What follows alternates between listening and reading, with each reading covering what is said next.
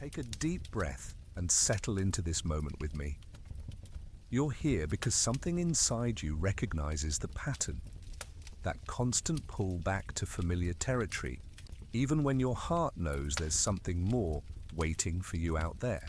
Maybe you've been lying here tonight wondering why every time life presents an opportunity for growth, for expansion, for something beautifully unknown, part of you immediately starts scanning for the nearest exit back to what feels safe. You're not broken for feeling this way. You're not weak or lacking in courage. What you're experiencing is one of the most fundamentally human patterns there is. The deep, primal need to feel secure, combined with an equally deep longing to grow and expand. Tonight, I want you to give yourself complete permission to explore this pattern without judgment, without the pressure to change anything immediately, and without any expectation that you should be different than you are right now. Let yourself sink deeper into your bed, knowing that for the next hour or so, you don't have to solve anything. You don't have to be brave. You don't have to step outside any comfort zones at all. In fact, let this time together be the ultimate comfort zone, a space where you can examine your relationship with safety and growth with complete gentleness and understanding. There's no timeline here, no pressure to emerge from this conversation ready to take on the world. Sometimes the most courageous thing we can do is simply understand ourselves more deeply. And understanding often begins with compassion. Compassion for the part of you that seeks the familiar, even when the familiar no longer serves your highest good. The comfort zone isn't really a place, and it's a feeling state. It's that sense of knowing what to expect, of being able to predict outcomes, of feeling competent and in control. And there's profound wisdom in your nervous system's desire to return to this state again and again. Your brain was literally designed to keep you alive, and for most of human history, staying with the known and familiar was directly linked to survival. But here's what's fascinating about the comfort zone in our modern lives. We often find ourselves not just returning to it when we're genuinely threatened, but actively seeking it out even when expansion would serve us. We might turn down opportunities that excite us because they feel too uncertain. We might stay in relationships, jobs, or life situations that no longer fit because they feel predictable. We might find ourselves making choices based not on what we want, but on what feels most familiar and controllable. The brilliant researcher Brené Brown talks about how we're neurobiologically wired for connection and belonging, but we often confuse familiarity with safety and safety with belonging.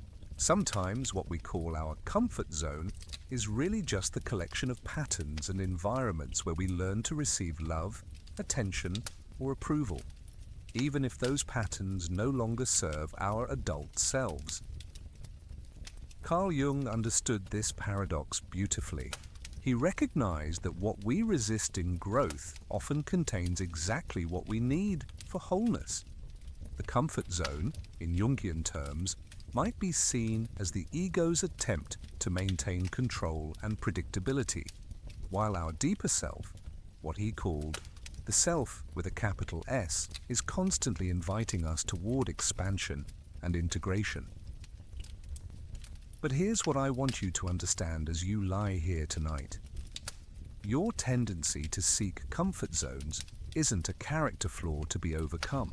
It's actually a sophisticated protective mechanism that has served you well. The part of you that scans for familiar territory has likely helped you survive difficult periods, navigate complex relationships, and maintain stability when life felt chaotic. The question isn't how to eliminate your need for comfort zones.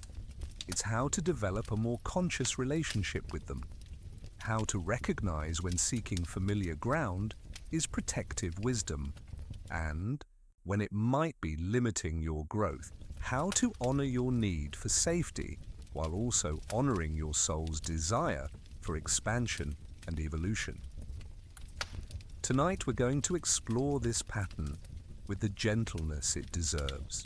We're going to understand not just why you might find yourself constantly returning to familiar territory, but how this pattern developed, what it's trying to protect, and how you might begin to dance more consciously with the balance between safety and growth. This isn't about forcing yourself to be braver or pushing through discomfort. It's about developing such a loving relationship with all parts of yourself that you can make choices from wisdom rather than simply from habit or fear. As we prepare to go deeper into this exploration together, I want you to notice how your body is settling into this space. Feel the weight of your body against your bed, the way your muscles are beginning to release the tension of the day. This is your nervous system recognizing safety, recognizing that right here, right now, you are in your ultimate comfort zone. And there's something beautiful about this irony. You're about to explore your relationship with comfort zones from within the safest, most comfortable space possible. Your bed, your quiet room, this gentle time between day and sleep. This is familiar territory that truly serves you. This is what a healthy comfort zone feels like. Not a place of stagnation, but a place of restoration and reflection.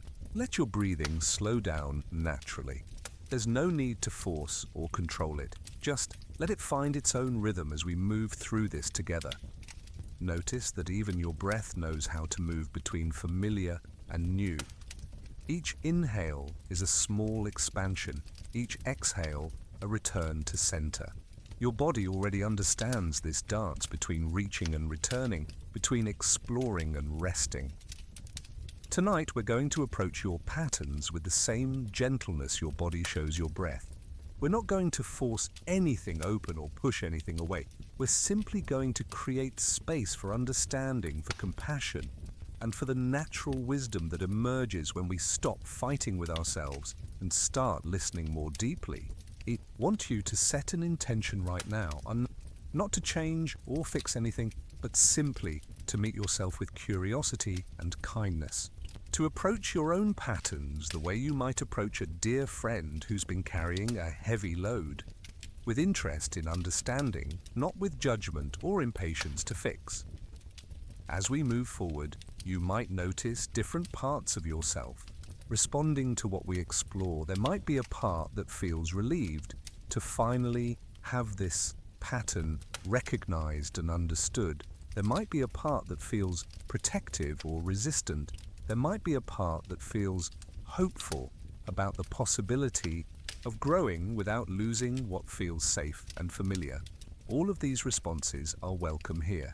All of these parts of you have wisdom and deserve to be heard. We're not here to override any part of your inner system. We're here to help all the parts work together more harmoniously. The core insight we'll be exploring tonight is this. Your attachment to comfort zones isn't random or arbitrary. It's a deeply intelligent response to your life experiences, your nervous system's wiring, and your soul's genuine need for both security and growth. Understanding this pattern isn't about judgment. It's about reclaiming your power to choose consciously rather than simply react habitually. Think of a tree for a moment. A healthy tree has both deep roots and reaching branches. The roots don't limit the tree's growth. They make expansion possible by providing a stable foundation. The branches don't abandon the roots. They extend from that foundation into new territory. Your comfort zones can function like roots, providing stability that actually makes growth possible rather than walls that prevent it. But sometimes, our root systems become so focused on safety that they forget their purpose is to support growth. Or sometimes, we've learned to equate safety with stagnation, familiar with beneficial. Tonight, we're going to explore how your particular root system developed, what it's been trying to protect, and how it might evolve to support the full expression of who you're becoming. We'll move through this exploration like a gentle archaeological dig, not to unearth trauma or create dramatic insights, but to understand the beautiful logic of your inner system. to appreciate the intelligence in your patterns, even the ones that might no longer serve you fully. As we begin this journey together, imagine that you're not just lying in your bed, but resting in the center of all your comfort zones, past and present. Some of these zones have been nurturing sanctuaries that helped you heal and grow. Others might have become smaller and more constraining over time. All of them were created with love and wisdom, even if that love and wisdom came from younger parts of yourself trying to navigate a complex world. This is the foundation we're building from tonight: deep respect for your inner wisdom, curiosity about your patterns, and trust in your capacity to grow in ways that honor both your need for security and your longing for authentic expansion. Let yourself settle even more deeply now, knowing that the most profound changes often begin not with dramatic action, but with gentle understanding. And understanding begins with the kind of loving attention we're creating together right here, right now. Are you ready to meet your patterns with this quality of presence? To explore not from a place of wanting to fix or change, but from genuine curiosity about the beautiful, complex human being you are. Let's begin this exploration together, moving at the pace of deep trust and gentle wisdom.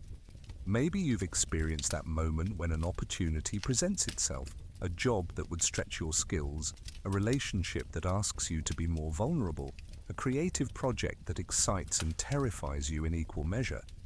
And your first instinct isn't excitement or curiosity. Your first instinct is to scan for all the ways this might disrupt your carefully constructed sense of security. Or perhaps you know the feeling of being in a conversation where someone asks you what you really want, what you're dreaming of, what would make your heart sing, and instead of feeling inspired, you feel a kind of panic.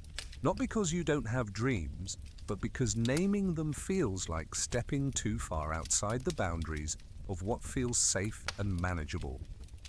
That moment when you catch yourself making the safer choice, again, choosing the restaurant you know over the one that might surprise you, staying in the relationship that's predictable over exploring what might be possible with someone new, taking the promotion that's a logical next step rather than the one that would require you to grow in ways you can't predict or control.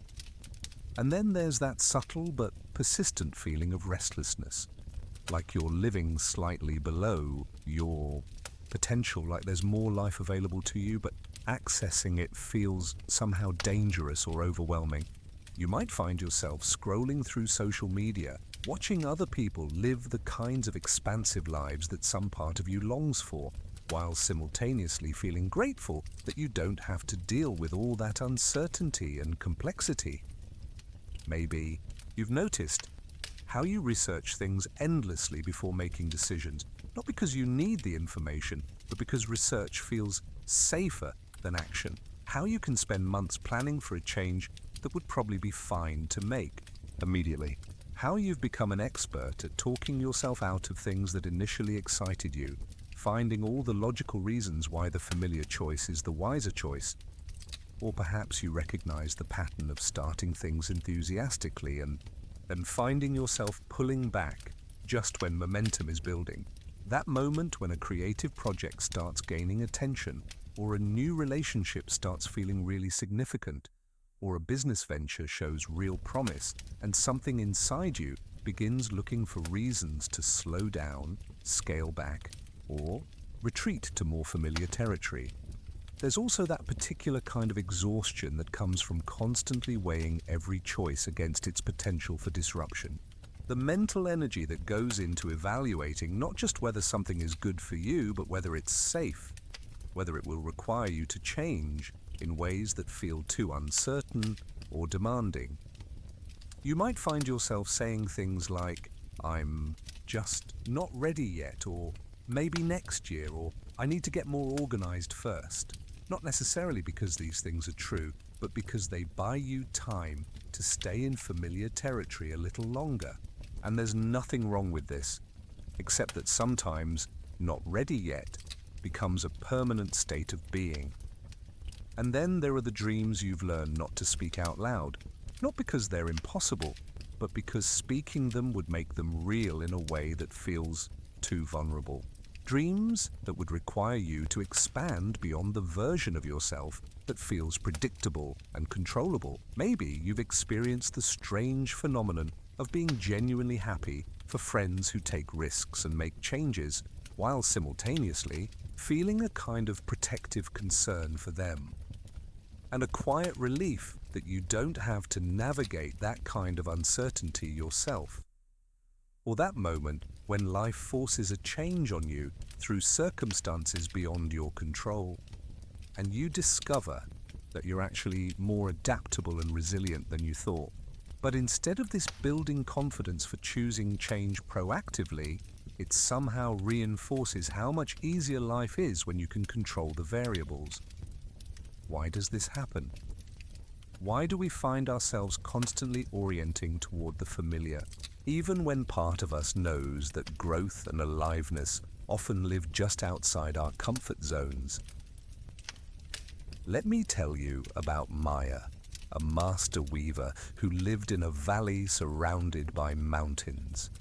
Maya had learned her craft from her grandmother and her grandmother's grandmother before that. For generations, her family had woven the same patterns, beautiful, intricate designs that were treasured throughout the valley. Maya's hands knew these patterns so well she could weave them in her sleep, and there was something deeply satisfying about this mastery, this connection to tradition. Maya's cottage was perfectly arranged for her work. Every tool in its place, every skein of thread organized by color and weight. She knew exactly how long each piece would take, exactly how much thread she would need, exactly what the finished product would look like before she even began. There was a profound peace in this predictability, a sense of competence and control that felt like coming home to herself. But Maya had a secret. Hidden in a small chest beneath her loom were skeins of thread in colors she'd never used. Deep purples that reminded her of twilight, golds that captured the essence of late afternoon sun, silvers that seemed to hold moonlight itself. She'd collected these threads over years, drawn to their beauty, but they didn't belong to any of the traditional patterns she knew. Sometimes, late at night when the valley was quiet, Maya would take out these threads and imagine what it might be like to weave with them. She could almost see patterns in her mind, designs that had no precedent in her family's tradition, combinations of colors that made her heart race with possibility. But whenever she considered actually beginning such a project, a familiar anxiety would rise in her chest. What if the new pattern didn't work? What if she wasted the precious thread? What if the result was beautiful, but no one in the valley wanted to buy something so unfamiliar? What if she started down this path of experimentation and lost her connection to the traditions that had sustained her family for generations? And more than that, what if creating something entirely new changed who she was as a weaver? What if she discovered capabilities in herself that would make her current life feel too small? What if success with new patterns meant she could no longer find satisfaction in the familiar work that had always been enough? So the thread stayed in the chest, and Maya continued weaving the patterns she knew. But something had shifted. Familiar work began to feel somehow hollow, as if she was going through the motions of a life that no longer fit quite right. The satisfaction she'd always found in mastery began to feel more like restlessness. One day, a traveling merchant came through the valley with fabrics from distant lands, weavings in patterns Maya had never seen, combinations of colors that took her breath away. She spent hours studying these pieces, seeing how other weavers had solved problems she didn't even know existed, how they'd created beauty from techniques completely foreign to her tradition. That night, Maya found herself Standing before the chest of unused threads, her hands trembling slightly, she could feel two equally strong pulls, the deep comfort of returning to tomorrow, to the loom she knew, to create another piece in the patterns that connected her to her ancestors and her identity, and the wild, terrifying excitement of finally beginning something unprecedented. What Maya couldn't see in that moment was that these weren't opposing forces. The mastery she'd developed over years of traditional weaving hadn't been wasted time. It had been the foundation that made innovation possible. Her deep knowledge of how thread behaved, how colors interacted, how patterns held together, all of this was the root system that could support entirely new kinds of growth. But Maya's nervous system couldn't distinguish between the vulnerability of creating something new and genuine danger. The unknown felt threatening, even when it was calling her toward her fullest expression. So she developed the habit of returning again and again to the familiar, not because it was what she most wanted, but because it was what felt safest. The merchant returned the following spring, and this time he brought something different, a piece of weaving that clearly combined traditional techniques with innovative patterns. It was unmistakably rooted in classical methods, but it was also something entirely new.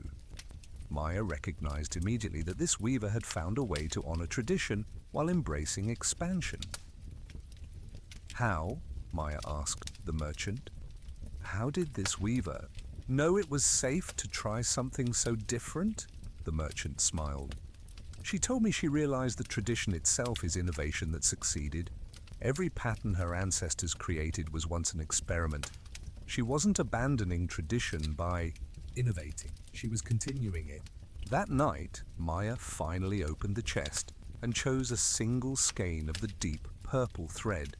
She didn't begin an entirely new pattern. Instead, she introduced just one element of the unfamiliar into a design she knew well, one purple accent, in a traditional pattern, creating something that was both recognizably hers and also entirely new. As she wove, Maya discovered something remarkable. The innovation didn't diminish her connection to tradition, it deepened it. By consciously choosing where to experiment and where to rely on established knowledge, she felt more alive and present in her work than she had in years. The purple thread became a bridge between the weaver she had always been and the weaver she was becoming. And slowly, season by season, Maya began to understand that her comfort zone wasn't a limitation. It was a launching pad. The mastery and security she'd developed weren't obstacles to growth. They were the very foundation that made genuine expansion possible. Maya learned to ask herself different questions. Instead of, "Is this safe?" she began asking, "What do I know that can support me in exploring what I don't know yet?" Instead of, "What if this changes everything?" she began asking, "How can I honor where I've been while moving toward where I'm called to go?" And in this way, Maya discovered that she didn't have to choose between security and growth. She could weave them together, creating a life that was both rooted and expansive, both familiar and surprising, both safe and fully alive. The chest of colorful threads was no longer a collection of someday possibilities. It became Maya's palette for conscious expansion. Threads she would introduce thoughtfully, deliberately, when her foundation felt solid enough to support new growth. Maya's story reminds us that comfort zones aren't prisons, they're sanctuaries. And sanctuaries aren't meant to be permanent homes, but places of restoration that prepare us for the next chapter of our journey. The question isn't how to escape our comfort zones, but how to develop such a loving relationship with them that we can venture forth when our souls call us toward growth and return when we need restoration and integration. Like Maya, you might discover that your attachment to familiar territory isn't a limitation to overcome, but wisdom to work with. Your comfort zones have taught you things. about your values, your capabilities, your preferences, your needs. This knowledge isn't something to abandon in pursuit of growth. It's the very foundation that makes conscious, sustainable expansion possible. Word count: approximately 3,000 words. This completes section 2. Personal connection. As you lie here in the quiet of your own space, let's gently explore the first belief that might be driving your constant return to familiar territory. This belief often sounds something like, if I venture too far from what I know, I'll lose myself, or my identity is tied to staying consistent with who I've always been. This belief manifests in so many subtle ways in daily life. Maybe you've noticed how you introduce yourself to new people using the same phrases, the same professional title, the same handful of defining characteristics. Not because these are the fullest expression of who you are, but because they feel like solid ground in the uncertainty of new social situations. There's something comforting about having a consistent story about yourself, even when that story might be limiting your growth, or perhaps you've experienced that strange resistance to compliments or recognition that falls outside your established self-concept. When someone sees capabilities in you that you haven't fully acknowledged in yourself, instead of feeling excited, you might feel almost threatened, as if accepting this new information about yourself would require you to reconstruct your entire identity. This belief often shows up in career decisions. You might find yourself gravitating toward opportunities that build logically on what you've already done, even when something completely different calls to you. The thought of pivoting into a new field, even one that genuinely excites you, can feel less like growth and more like abandoning who you are. I'm not the kind of person who makes dramatic career changes becomes not just a description, but a limitation. In relationships, this belief might manifest as maintaining the same role or dynamic across different connections. Always the responsible one, always the supporter, always the problem solver, not necessarily because this is what feels most authentic, but because consistency feels safer than allowing different relationships to call forth different aspects of yourself. The protective logic behind this belief is actually quite beautiful. At some point in your development, you learned that having a consistent, predictable sense of self was important for belonging, for being understood, for feeling secure in relationships. Maybe you grew up in an environment where people seemed to prefer you when you were consistent, where changing or growing was met with confusion or resistance from those around you. Or perhaps you experienced a period of your life where everything felt uncertain, and creating a solid sense of identity became a kind of anchor in the chaos. Having clear boundaries around who you were and weren't allowed you to navigate complexity with more confidence. This wasn't weakness. This was sophisticated emotional intelligence. The childhood origins of this belief often trace back to messages about consistency and reliability being valued above exploration and experimentation. Maybe you learned that changing your mind was seen as flakiness, or that having different interests than your family or peer group was somehow threatening to your belonging with them.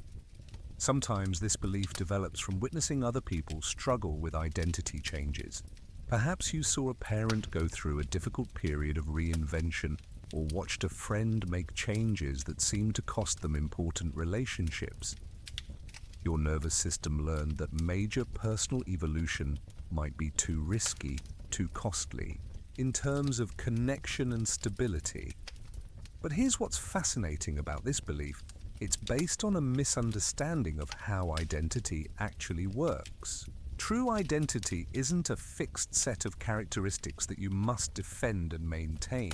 It's more like a river, always recognizably itself, but also always flowing, always incorporating new elements, always responding to the landscape it moves through.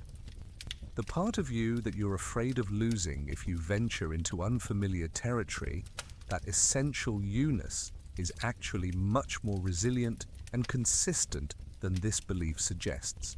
The qualities that make you who you are, your values, your way of seeing the world, your particular gifts and sensitivities, these don't disappear when you try new things or grow in unexpected directions.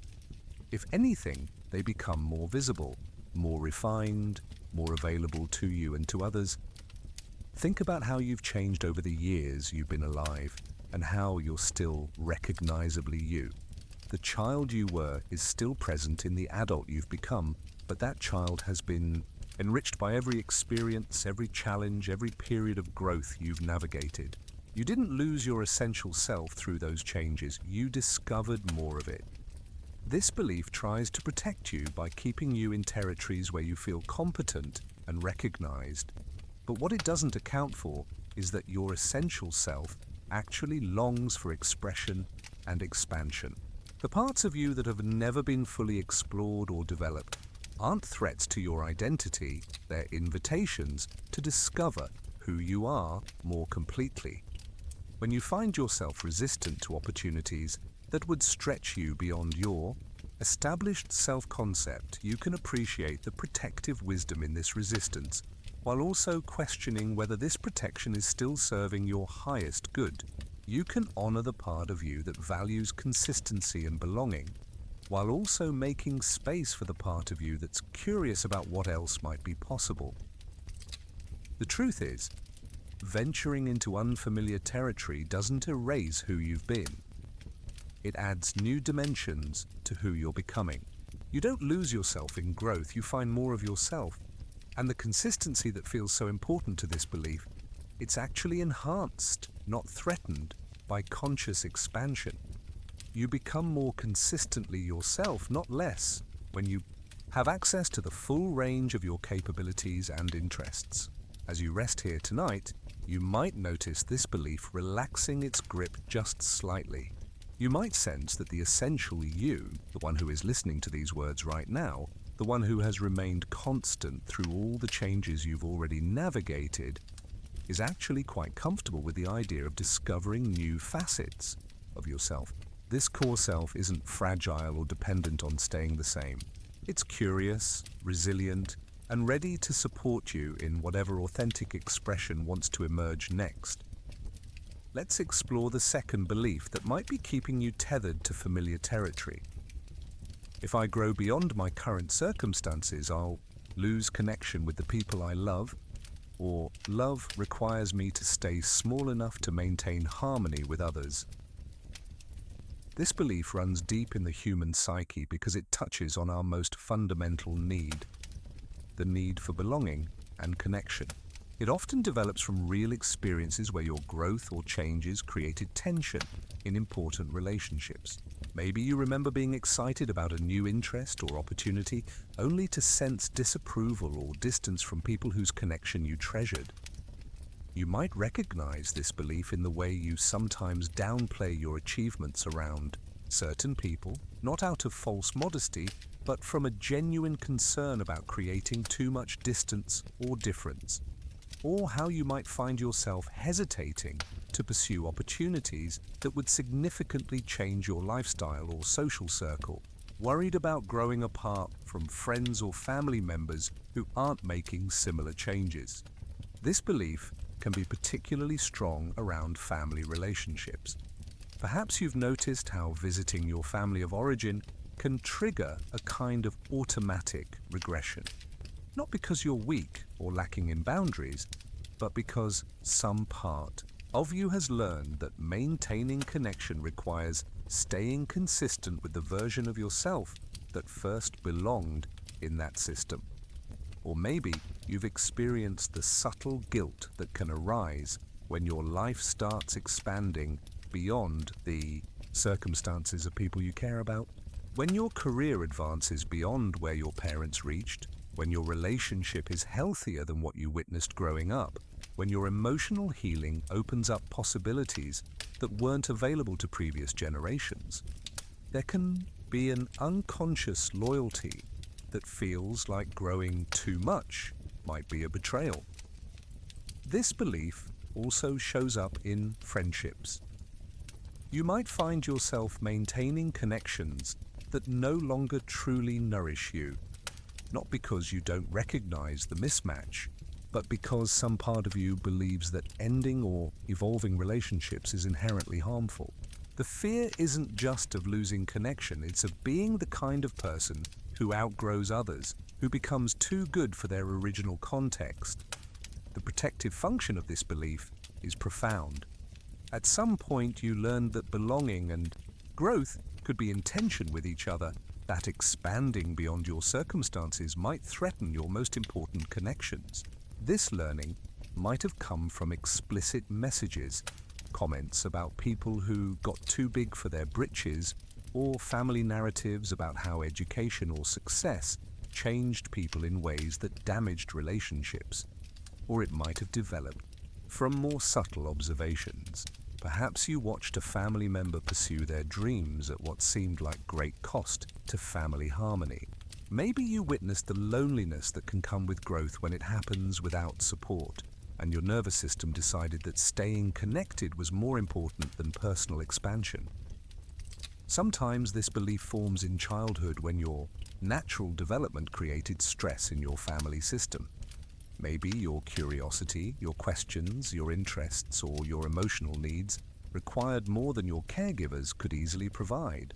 Learning to contain your growth to maintain harmony wasn't selflessness, it was a sophisticated survival strategy.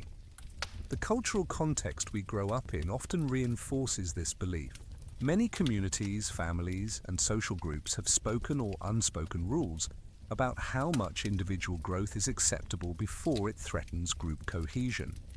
These rules might be protective in some ways, but they can also become limiting when they prevent authentic development. But here's what this belief doesn't account for. Healthy relationships actually thrive when both people are growing and evolving.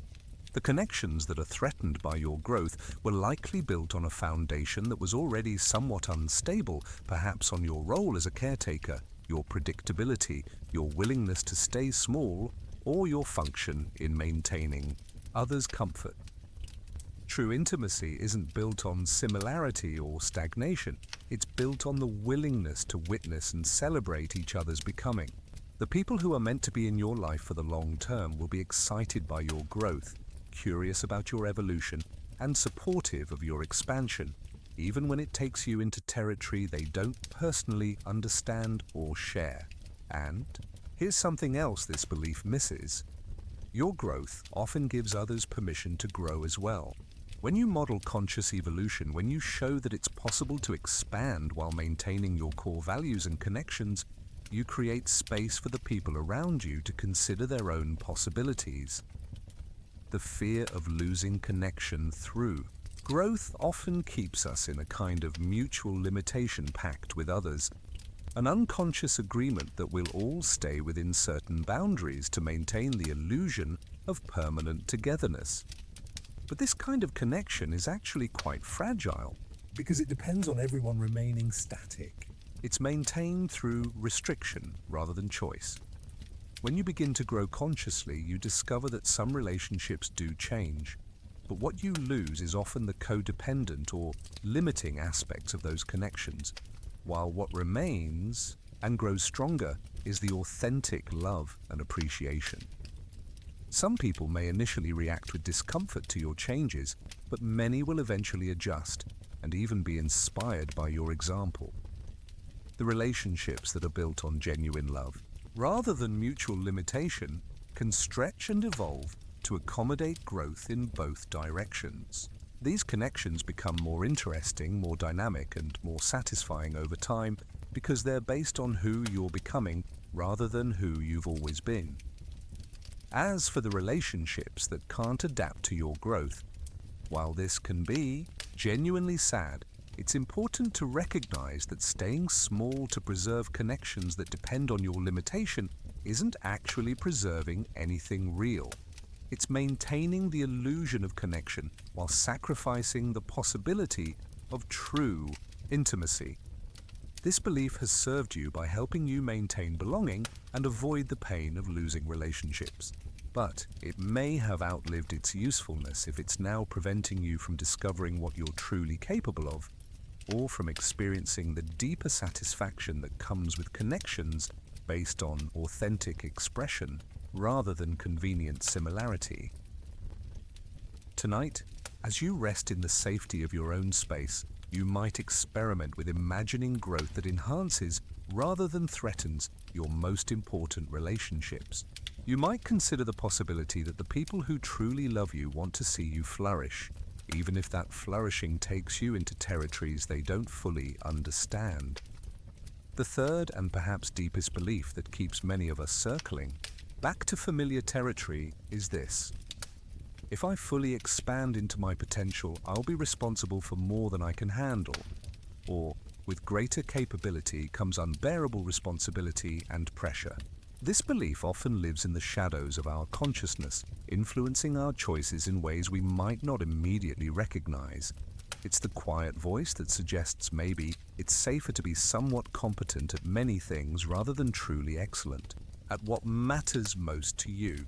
Maybe it's better to keep your gifts slightly under wraps rather than fully claim what you're capable of creating, contributing, or becoming. You might notice this belief in the way you sometimes sabotage yourself, just as momentum is building in your life. The job interview you somehow didn't prepare for adequately, the creative project you lost steam on just as it was getting really good, the relationship you found ways to complicate just as it was deepening into something beautiful and substantial, or perhaps you recognize it in your relationship with success and recognition. That uncomfortable feeling when people start looking to you for leadership, wisdom, or solutions. The way praise for your capabilities can feel more burdening than uplifting, as if each acknowledgement of your gifts is also an assignment of greater responsibility than you feel ready to carry. This belief can manifest as a kind of strategic underachievement, not because you lack ambition or capability, but because some part of you has calculated that flying under the radar is safer than fully claiming your power. It's easier to dream about what you might accomplish than to actually accomplish it, and then have to live up to the expectations that success creates. The protective function of this belief often traces back to experiences where capability and responsibility became tangled together in overwhelming ways. Maybe you were the eldest child who learned that being competent meant being assigned more and more responsibility for family functioning. Perhaps you were naturally gifted in ways that led adults to treat you more like a peer than a child, asking you to handle emotional or practical burdens that were beyond your developmental capacity. Or maybe you grew up witnessing someone you loved struggle under the weight of their own success. A parent whose professional achievements came at great personal cost, a mentor whose gifts seemed to isolate them or create unrealistic expectations from others. Your nervous system learned that great capability might be a kind of trap, that expansion leads inevitably to overwhelm. Sometimes this belief develops from cultural or familial messages about power and responsibility. To whom much is given, much is expected can be wisdom when it encourages generous use of our gifts, but it can become limitation when it suggests that having gifts is inherently burdensome rather than exciting. This belief might also have roots in perfectionism. The idea that if you're going to claim your full capabilities, you must do so flawlessly and consistently. The pressure of always having to perform at your highest level can feel more overwhelming than the relative comfort of operating below your potential with built-in excuses for imperfection. But here's what this belief misses. Responsibility isn't something that's imposed on you from outside as a consequence of your growth. Conscious responsibility is something you choose as an expression of your values and care for the world around you. When you expand into your potential from a place of authentic choice rather than external pressure, you get to define what responsibility looks like for you. The people and circumstances that would place unrealistic demands on your expanded capabilities are likely already placing unrealistic demands on your current ones. The difference is that with greater capacity and self-knowledge, you become better at recognizing and responding to these demands with wisdom rather than automatic compliance.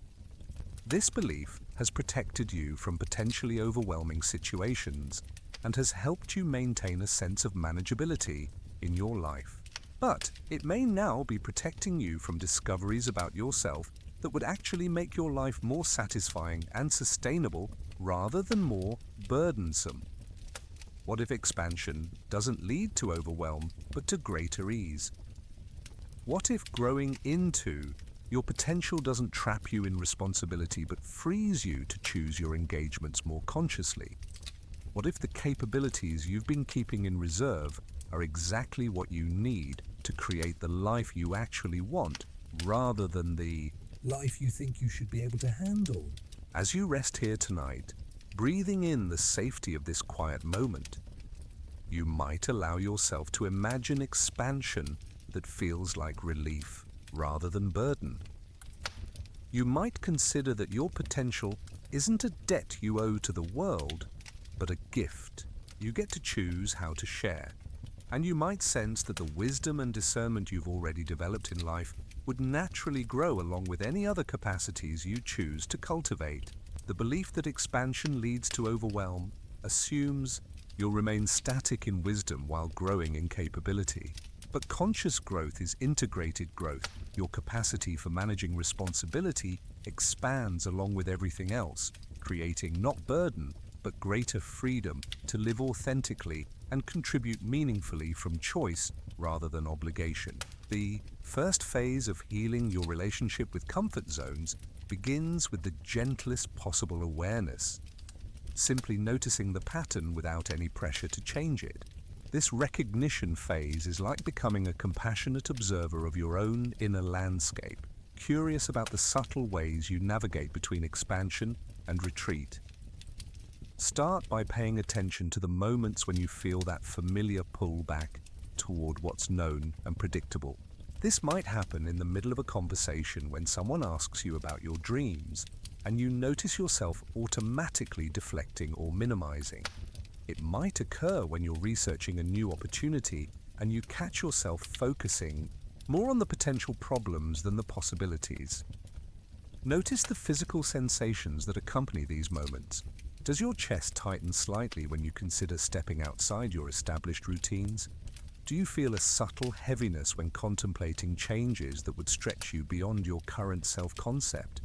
Does your breathing become more shallow when you imagine success that would require you to operate at a higher level of visibility or responsibility? These physical responses aren't problems to be solved, they're information to be received with kindness. Your body is communicating its honest assessment of what feels safe versus what feels uncertain. Learning to notice these responses without immediately trying to override them is a crucial first step in developing a more conscious relationship with your comfort zones. Pay attention to the stories you tell yourself when retreat feels necessary. I'm not ready yet. This isn't the right time. Maybe next year when things are more settled. I should get more organized first. Notice these narratives not to judge them, but to understand them as expressions of your nervous system's desire for safety and preparation. Sometimes the pull toward comfort zones is subtle, a slight lack of enthusiasm for opportunities that would have excited you in theory, a tendency to procrastinate on actions that would move you toward growth, a quiet relief when circumstances make the more adventurous choice unnecessary. Other times the pattern is more obvious, talking yourself out of applying for positions you're qualified for, declining invitations that would introduce you to new social circles, choosing the safer option when faced with decisions that could expand your life in meaningful ways. The key in this recognition phase is to observe without criticism. Each time you notice yourself orienting toward the familiar, respond with curiosity rather than judgment. Oh, there's that pattern again. I wonder what this part of me is trying to protect right now. This gentle noticing creates space between you and the automatic response, making conscious choice more possible. Practice recognizing the difference between retreat that serves your genuine well-being and retreat that's driven by outdated, protective strategies. Rest and restoration are essential for healthy functioning. Your nervous system needs regular returns to familiar, safe territory to integrate experiences and restore energy. But sometimes what feels like necessary rest is actually avoidance of growth opportunities that would ultimately be energizing rather than depleting. Notice also the moments when you do venture outside your comfort zones. What supported those choices? What internal or external conditions made expansion feel possible? Understanding your optimal conditions for growth helps you create more opportunities for conscious stretching rather than waiting for circumstances to force change upon you. This recognition phase might last weeks or months, and that's perfectly appropriate. The goal isn't to quickly identify and fix a problem, but to develop such intimate familiarity with your patterns that you can begin to make choices from awareness rather than from automatic habit. As you practice this gentle observation, you might notice that the patterns themselves begin to shift slightly. When we meet our protective mechanisms with genuine curiosity and appreciation rather than resistance, they often become more flexible naturally. The part of you that seeks safety begins to trust that you're not trying to override its wisdom, but rather to collaborate with it more consciously. Once you've developed some familiarity with recognizing your comfort zone patterns, the next phase involves meeting these patterns with deep appreciation for their protective function. This is perhaps the most crucial step in the healing process, learning to relate to your retreat mechanisms as wise protectors rather than obstacles to overcome. Imagine, for a moment, that the part of you that seeks comfort zones is like a devoted guardian who has been working tirelessly to keep you safe. This guardian has been analyzing every situation for potential threats to your security, your belonging, your sense of self.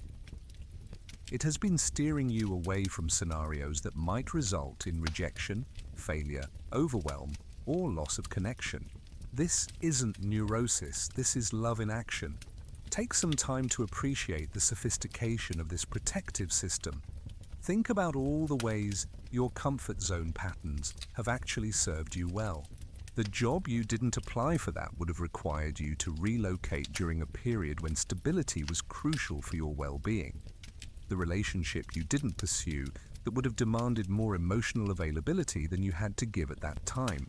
The creative project you didn't launch when you were already stretched thin with other responsibilities. Your protective system has likely helped you avoid genuine overwhelm many times. It has preserved energy for priorities that truly mattered. It has maintained important relationships by ensuring you didn't grow in ways that would create unnecessary conflict during vulnerable periods. It has kept you functioning during times when expansion would have been destabilizing rather than enriching. This appreciation isn't about justifying every choice to stay in familiar territory, but about recognizing the intelligence and care that underlies these choices. When you can see your comfort zone patterns as expressions of your own wisdom rather than evidence of your limitations, everything begins to shift. Try having an internal conversation with this protective part of yourself. You might say something like, "I recognize how hard you've been working to keep me safe. I appreciate that you've been scanning every situation for potential threats to my well-being. Thank you for all the times you've steered me away from situations that weren't right for me, or that would have demanded more than I had to give. I understand that when I consider stepping outside what's familiar, you're immediately calculating the potential costs to my relationships, to my sense of identity, to my energy and emotional resources. This isn't paranoia, this is careful stewardship of my life and well-being. I want you to know that I'm not planning to ignore your concerns or override your wisdom. Instead, I'd like us to work together more consciously. I'd like to understand your concerns more clearly so we can evaluate opportunities together rather than automatically avoiding anything that feels uncertain. You might notice different responses arising as you offer this appreciation. Sometimes there's immediate relief. This protective part has been carrying its responsibility alone for so long that being acknowledged and appreciated feels like coming home. Sometimes there's skepticism. This part might have learned not to trust promises about collaboration, having been overridden or criticized in the past. Other times, you might access grief or sadness, recognition of how much energy has gone into protection. How many opportunities might have been declined out of caution? How lonely it can feel to be the guardian who always has to consider the potential dangers while others focus on possibilities. All of these responses are welcome and valuable. They provide information about how to build a more sustainable relationship with your protective mechanisms. The goal isn't to eliminate caution or eliminate the desire for safety, but to create internal collaboration rather than internal conflict. As you practice this appreciation, you might begin to notice that your protective system becomes more flexible and nuanced in its responses.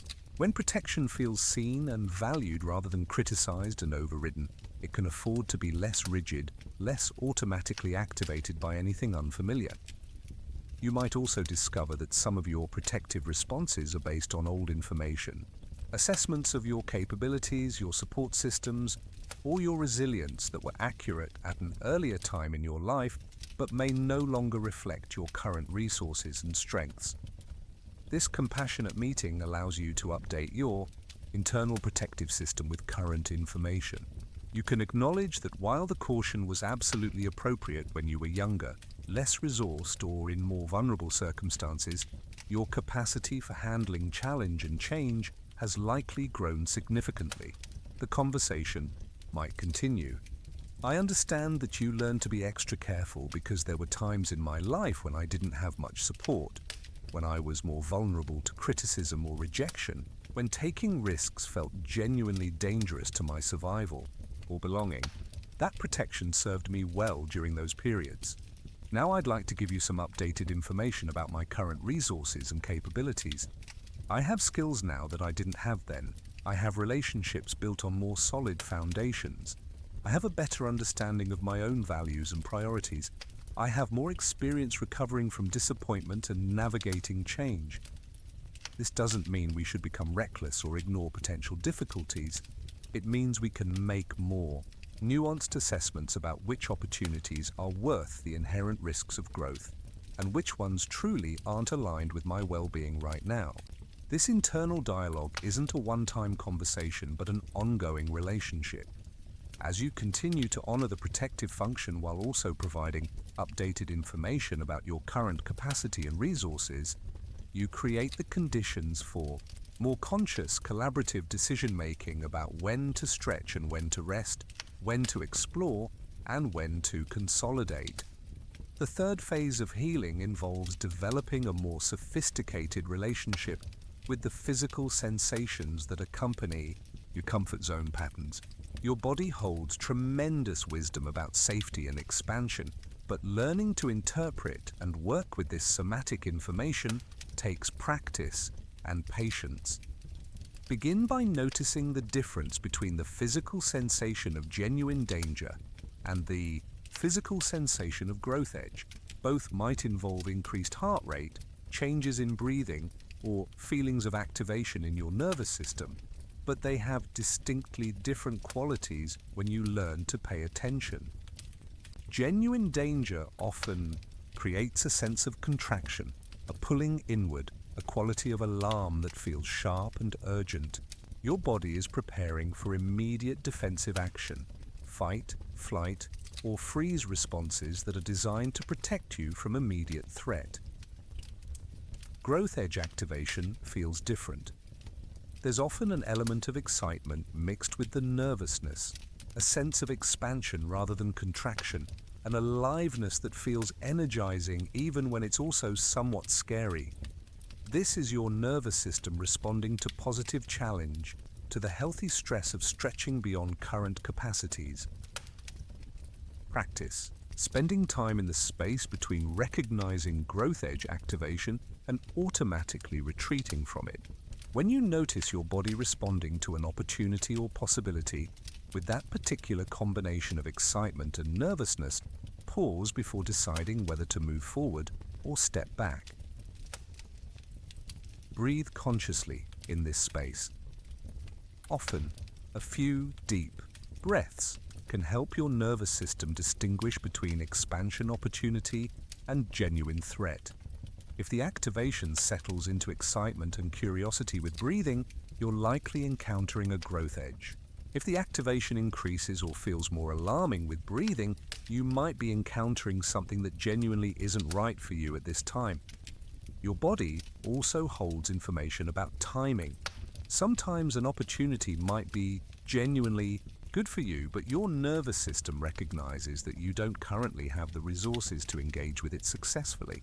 This isn't the same as avoiding growth. This is wisdom about sustainable pacing. Learn to ask your body, is this a no because it's not right for me? Or is this a not yet because the timing isn't optimal? These are different kinds of information that require different responses. A true no can be honored with appreciation for your discernment. A not yet might involve asking what conditions would need to be in place for this opportunity to feel more manageable. Sometimes your nervous system needs more information before it can assess whether something is safe. Instead of immediately retreating when you feel uncertain, you might experiment with gathering more data while staying present to your body's responses. As you learn more about a situation, notice whether your nervous system relaxes or becomes more activated. Practice also distinguishing between activation that's about the situation itself and activation that's about old patterns or memories being triggered. Sometimes an opportunity feels threatening, not because it actually is, but because it resembles something from your past that was genuinely difficult or overwhelming. When you notice this kind of activation, you can acknowledge both the old experience and the current reality. My body is remembering what it felt like to be overwhelmed by responsibility when I was younger.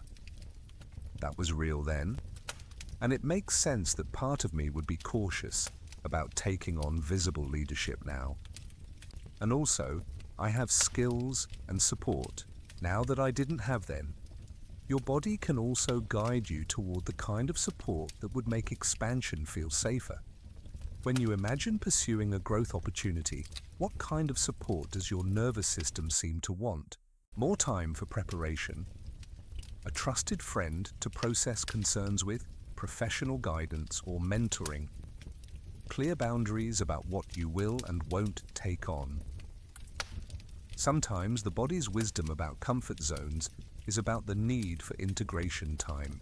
Your nervous system might be signaling that you've recently had enough new experiences and need time to process and consolidate before taking on additional challenges. This isn't resistance to growth. This is wisdom about sustainable development. Practice creating what your nervous system needs to feel safe with appropriate challenges. This might involve establishing regular restoration practices so you have more resources available for expansion. It might mean building stronger support networks so you don't feel like you're navigating growth opportunities alone. It might involve developing better skills for setting boundaries so expansion doesn't automatically lead to overwhelm. Your body can also teach you about your optimal conditions for risk-taking. Some people's nervous systems are more available for expansion in the morning, others in the evening. Some need more preparation and planning to feel safe with uncertainty. Others do better with spontaneous action before overthinking can create anxiety. Notice your personal patterns around timing, support, preparation, and recovery. This isn't about creating rigid rules, but about understanding your nervous system well enough to work with it rather than against it. As you develop this body awareness, you might discover that many of the situations you've been avoiding aren't actually activating fear of genuine danger, where they're activating fear of the intensity of your own aliveness, your own power, your own capacity for joy and success. Sometimes what we call fear of leaving our comfort zone is actually fear of discovering how much life energy and creative capacity we have access to when we're fully engaged. This kind of activation isn't warning you away from something, it's preparing you for something magnificent. Learning to recognize and work skillfully with this preparation energy, rather than automatically interpreting it as a signal to retreat, can transform your relationship with growth opportunities completely. Your body becomes not just a protective guardian, but a wise guide toward the experiences that will allow you to flourish. As you continue to deepen into this healing journey, it becomes essential to work directly with your nervous system, the foundational operating system that determines how safe expansion feels in your body. Your nervous system holds the memory of every experience you've had with stepping outside familiar territory, and these cellular memories influence your current responses to growth opportunities more than conscious reasoning alone. The first somatics practice involves learning to resource your nervous system before, during, and after expansion experiences. Just as you might prepare physically for athletic activity by warming up your muscles, you can prepare your nervous system for growth by consciously activating your sense of safety and support. Begin each day by spending a few minutes connecting with what feels most stable and secure in your life right now. This might be the feeling of your body supported by your bed, the rhythm of your breath, the presence of people who love you unconditionally, or the knowledge of skills and strengths you've developed over time. Let this sense of foundational security settle into your nervous system before engaging with anything that might stretch you beyond familiar territory. When you encounter opportunities that activate that familiar pull toward comfort zones, practice pausing to establish this foundation of safety first. Place your hand on your heart and remind your nervous system, I am resourced, I have support, I have survived challenges before, I can handle whatever emerges from this experience. This isn't about convincing yourself that risks don't exist or that challenges won't arise. It's about providing your nervous system with accurate information about your current capacity and resources, so it can assess situations more realistically rather than from a default assumption of vulnerability. Practice pendulation, a technique from somatic therapy that involves moving consciously between activation and calm, between expansion and rest. When you notice your nervous system activating around a growth opportunity, instead of immediately retreating or pushing through, practice moving gently back and forth between the activated state and a calm, grounded state. You might spend a few minutes imagining the challenging situation, noticing what arises in your body, then deliberately shifting your attention to something that feels peaceful and familiar. Breathe with the calm state until it feels solid, then gently return attention to the growth opportunity. This teaches your nervous system that expansion and safety can coexist, that you don't have to choose between growth and security. Develop a personal practice for nervous system regulation that you can access throughout the day. This might involve specific breathing techniques, perhaps breathing in for 4 counts, holding for 4, exhaling for 6, which activates the parasympathetic nervous system's rest and digest response. Or it might involve gentle movement, like rolling your shoulders or stretching your neck, which helps discharge activation energy. Some people find that bilateral stimulation helps integrate new experiences, activities that engage both sides of the body or brain, like walking, swimming, or even simple exercises like tapping alternately on your knees while breathing consciously. This helps your nervous system process and integrate expansion experiences rather than storing them as stress. Learn to recognize the difference between nervous system activation that's preparing you for positive action and activation that's warning you of genuine misalignment. Positive activation often feels energizing despite the nervousness. There's a quality of aliveness, of curiosity, of forward movement. Warning activation tends to feel more contractive, more draining, more like your system is trying to pull you away from something that truly isn't right for you. Practice working with the breath to support expansion. When you're considering a growth opportunity, notice whether your breathing becomes shallow or restricted. Consciously deepening your breath can help your nervous system feel safer with uncertainty. Breathe into your belly, imagining that you're breathing space and possibility into areas that feel tight or constricted. Create somatic anchors for courage and expansion. Identify a physical posture, gesture, or movement that helps you access your sense of capability and resilience. This might be standing with your feet planted and shoulders back, or placing both hands on your heart, or making a gentle fist and bringing it to your solar plexus. Practice using this anchor during calm moments so it becomes available during challenging ones. Develop rituals for transitioning between comfort and growth phases. Just as you might have bedtime rituals that help your nervous system prepare for sleep, you can create rituals that help your system prepare for expansion. This might involve journaling about what support you need, calling a trusted friend, or spending time in nature to feel connected to something larger than your immediate concerns. Pay attention to how your nervous system responds to different types of expansion. Some people's systems feel safer with gradual, incremental growth, while others do better with more significant changes that create clear before and after distinctions. Some need more preparation time, others do better with spontaneous action. Understanding your nervous system's preferences helps you design growth experiences that feel sustainable rather than overwhelming. Practice completion practices after expansion experiences. When you do step outside your comfort zone, whether it's a conversation that stretched you, a professional risk you took, or a personal boundary you set, take time to consciously acknowledge the completion.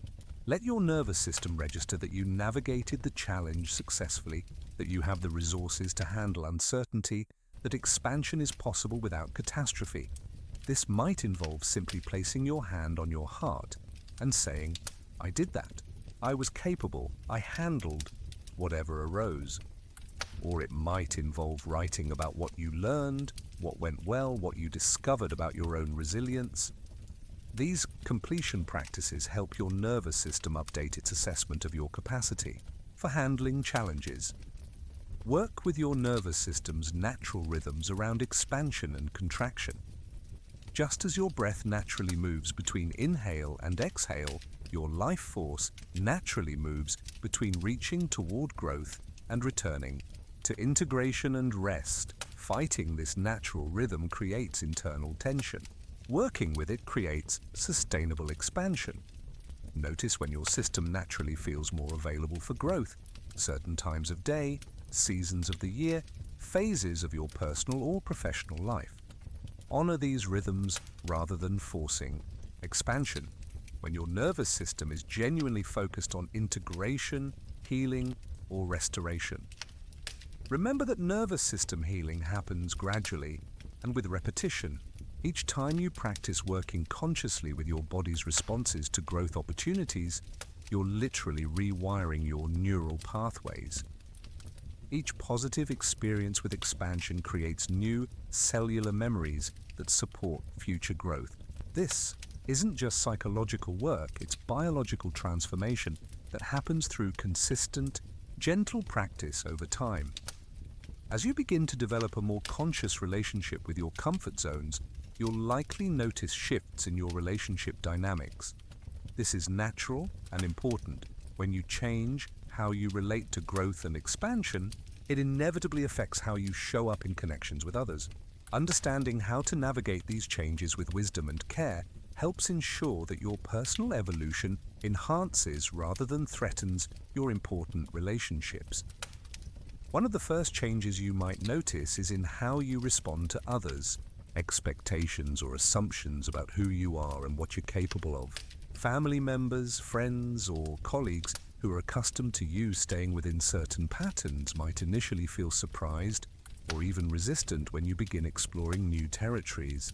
This isn't necessarily because they don't want you to, grow, but because change in one person affects the entire relational system.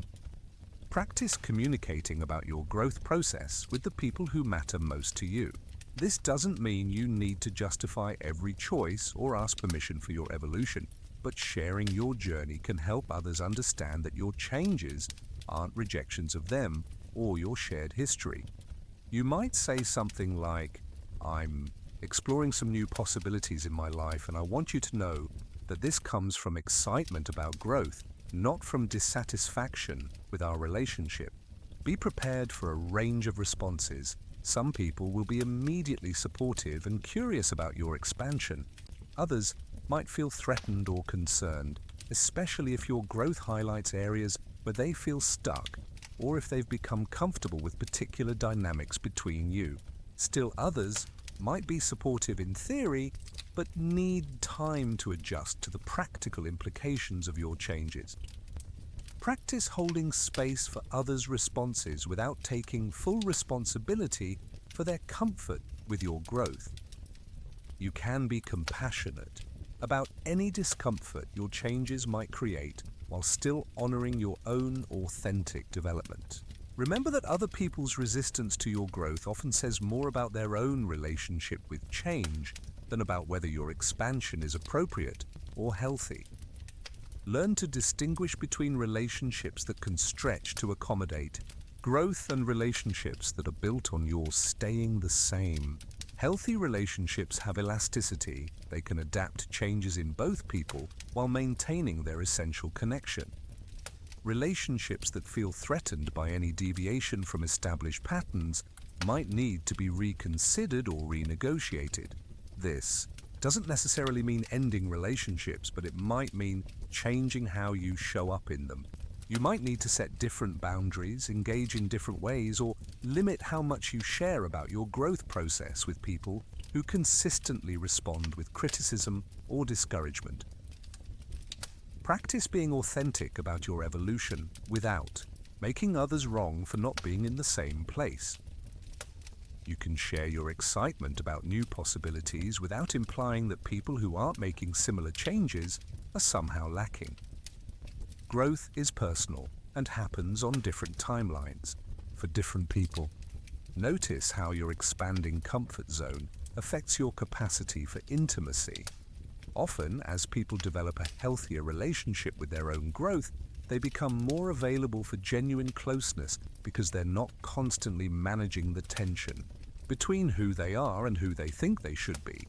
You might find yourself having deeper conversations, taking more authentic risks in relationships, or being more honest about your needs and desires. You might also find yourself naturally gravitating toward relationships with people who are also committed to growth and expansion. This doesn't mean abandoning old friendships, but it might mean developing new connections that support and celebrate your evolution. Seek out communities, activities, or social contexts where expansion is valued and encouraged. Learn to navigate the dynamics around success and achievement in your relationships. As you begin stepping more fully into your potential, you might encounter envy, competition, or subtle attempts to diminish your accomplishments from people who are struggling with their own growth. Practice celebrating your successes without apology while remaining sensitive to others' feelings.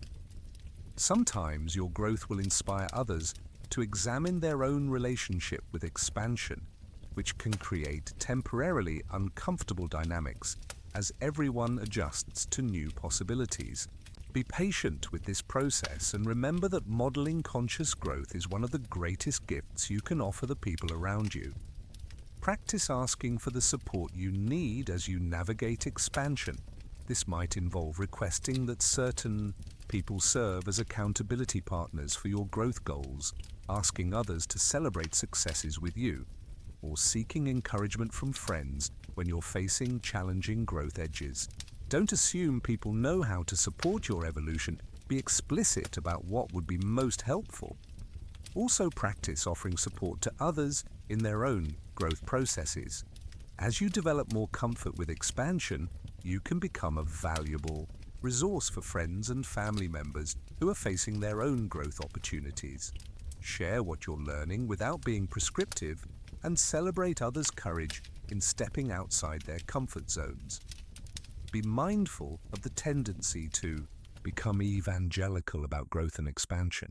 While your increasing comfort with stepping outside familiar territory might feel exciting and liberating, not everyone is ready for or interested in similar changes. Practice enthusiasm without pressure, sharing your journey without insisting others follow the same path. Recognize that some relationships serve different functions in your life. Some connections might be wonderful for stability and comfort, but not particularly supportive of expansion.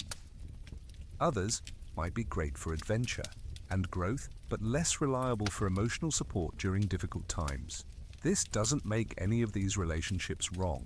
It just means being conscious about what you seek from different connections.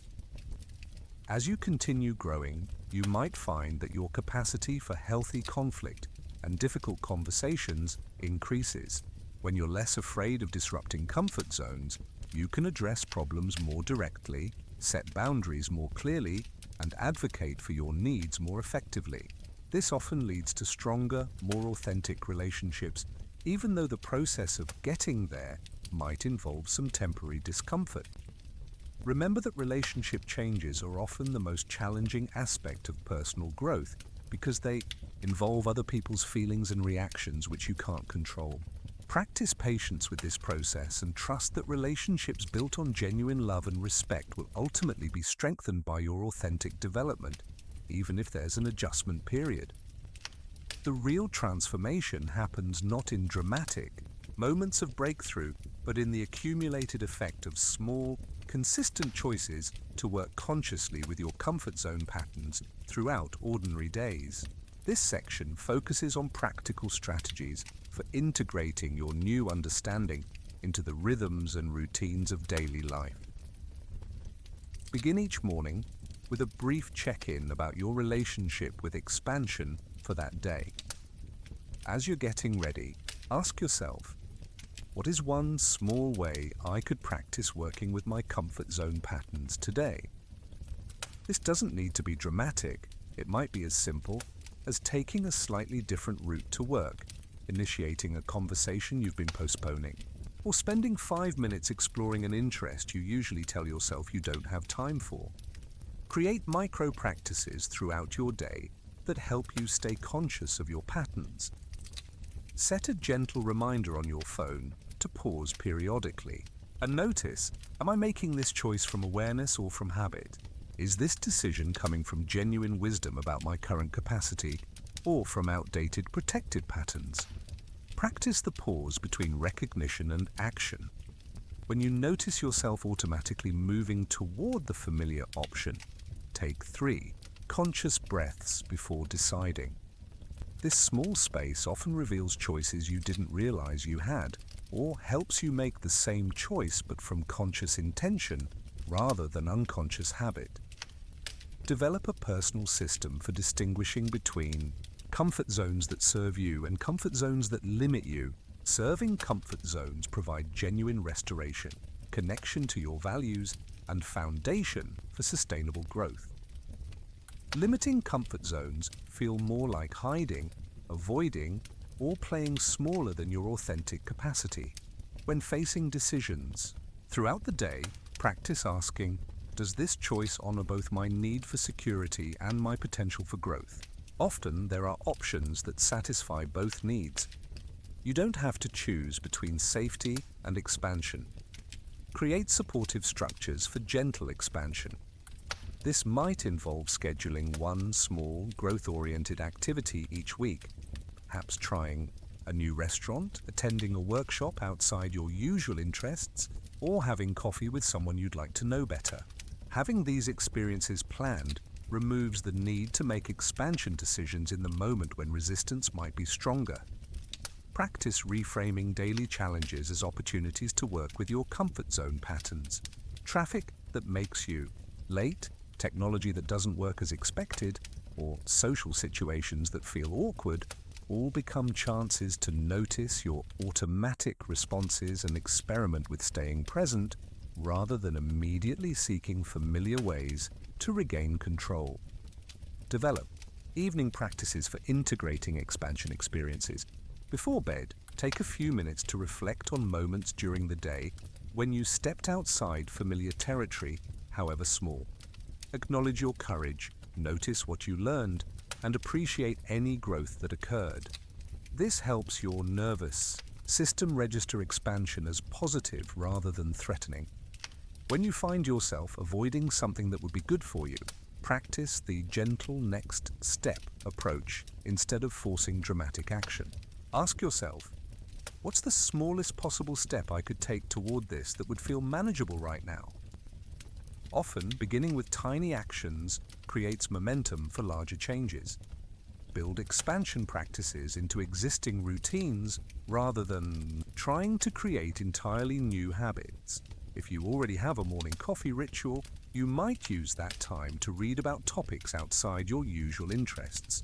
If you always listen to music while cooking, you might occasionally explore genres you've never tried. Practice working with resistance when it arises. Instead of interpreting resistance as a stop sign, treat it as information. What is this resistance trying to protect?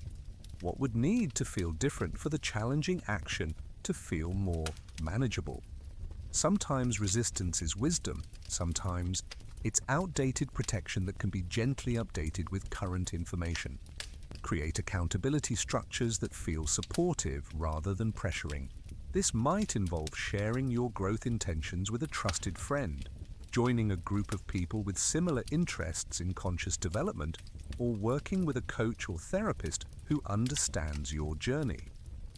Develop language for communicating about your growth process in professional settings.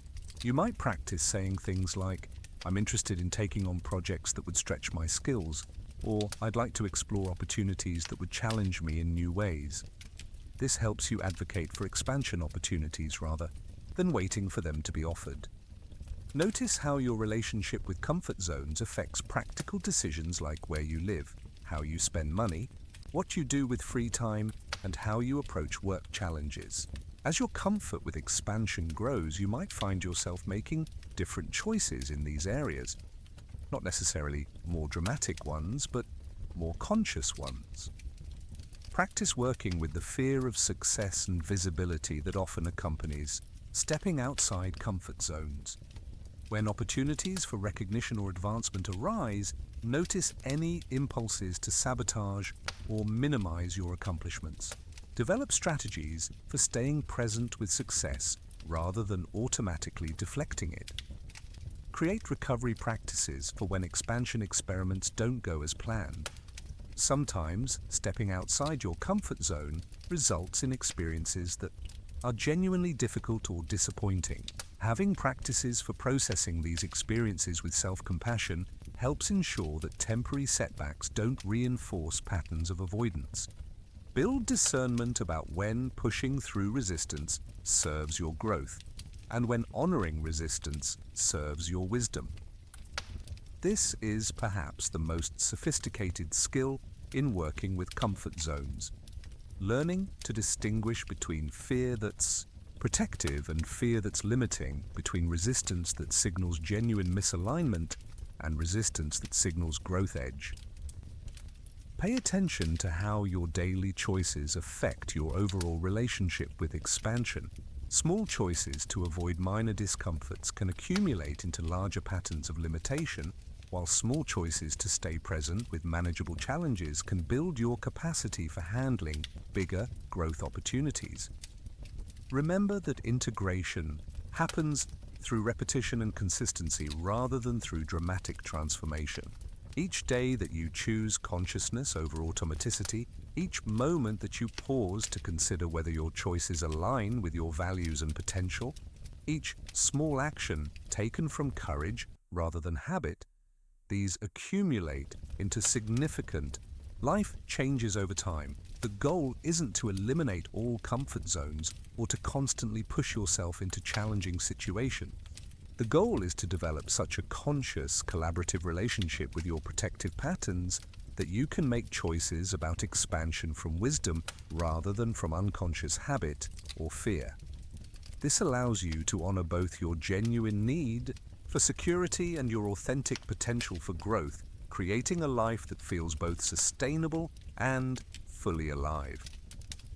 As we begin to draw this exploration together, take a moment to feel the weight of your body settling even more deeply into your bed.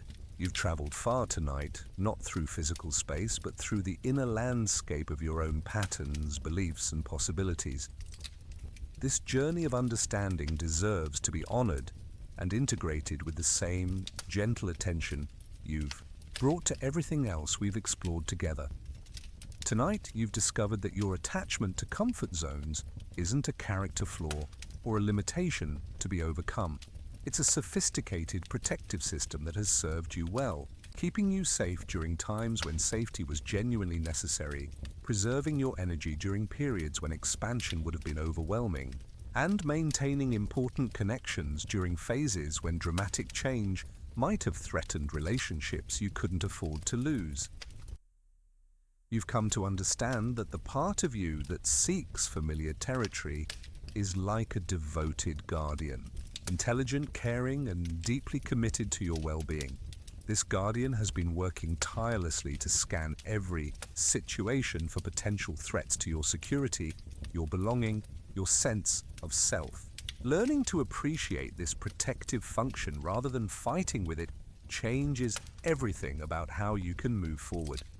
You've explored how your nervous system holds the memory of every experience you've had with stepping outside familiar territory, and how these cellular memories influence your current responses to growth opportunities. You've discovered that working with your body's wisdom, rather than trying to override it with willpower alone, creates the foundation for sustainable expansion that honors both your need for security and your potential for growth. Through Maya's story of the traditional weaver and her chest of colorful threads, you've seen how comfort zones can serve as launching pads rather than limitations. The mastery and security you've developed in familiar territories aren't obstacles to overcome. They're the very foundation that makes conscious expansion possible. Your established patterns of competence and connection become the roots that support new growth rather than barriers that prevent it. You've examined the three core beliefs that often keep people circling back to familiar territory: the fear of losing yourself through change, the fear of losing connection through growth, and the fear of becoming overwhelmed by the responsibilities that expansion might bring. In each case, you've discovered that these fears, while understandable, are based on outdated information about your current capacity and resources. The recognition that growth doesn't erase who you've been but reveals more of who you are transforms your relationship with change entirely. You don't lose yourself through conscious expansion. You find more of yourself.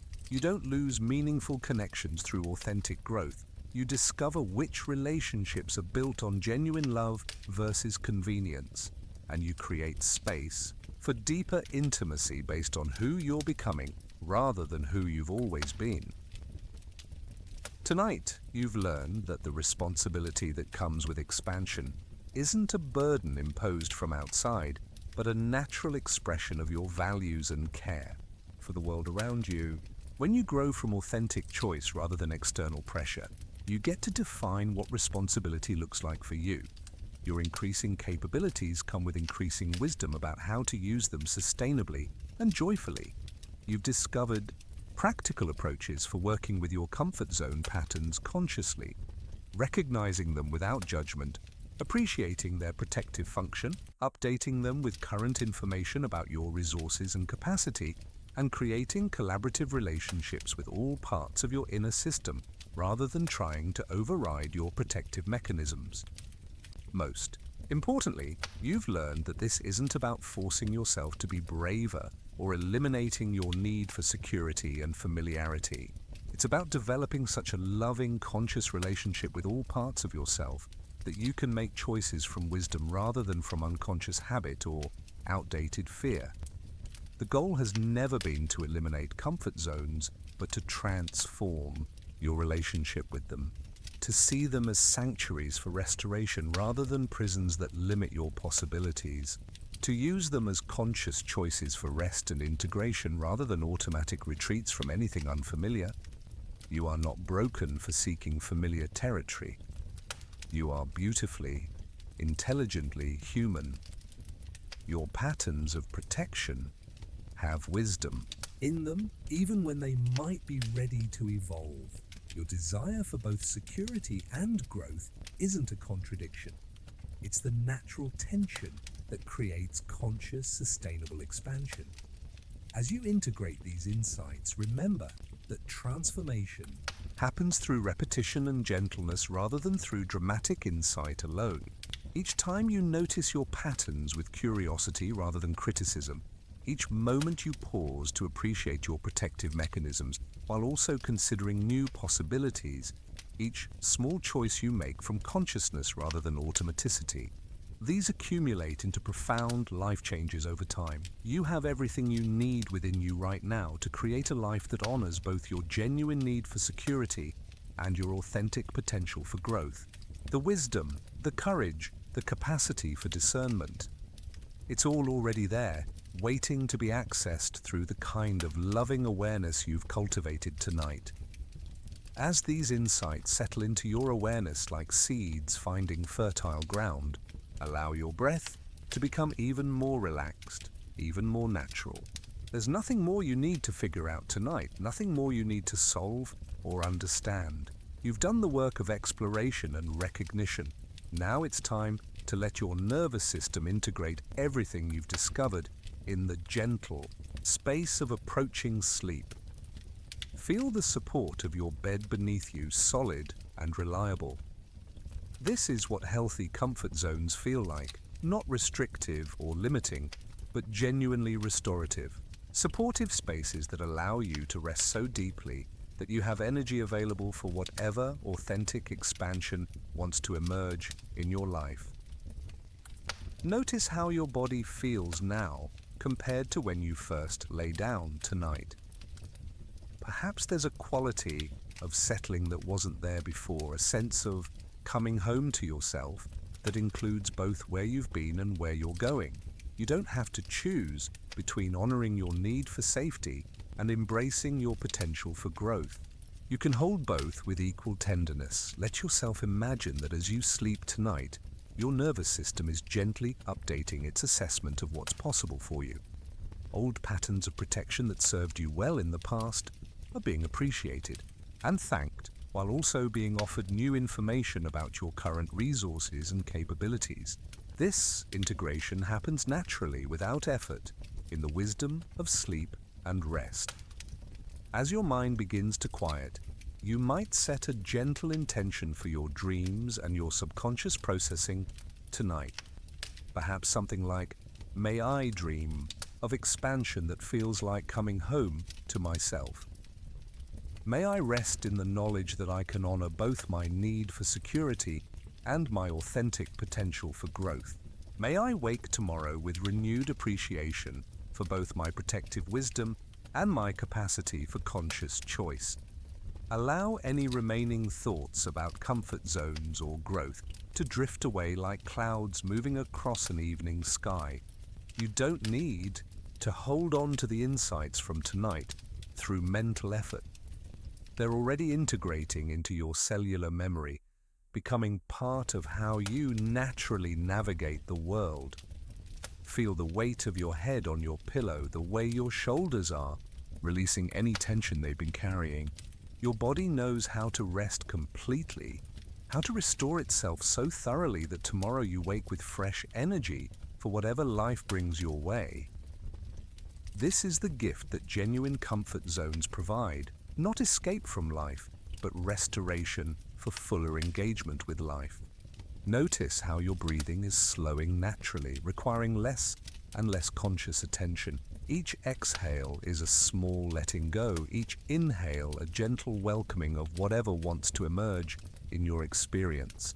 Your breath understands the natural rhythm of expansion and contraction, reaching and returning, and it's teaching your whole system how to dance gracefully with these same rhythms in all areas of life.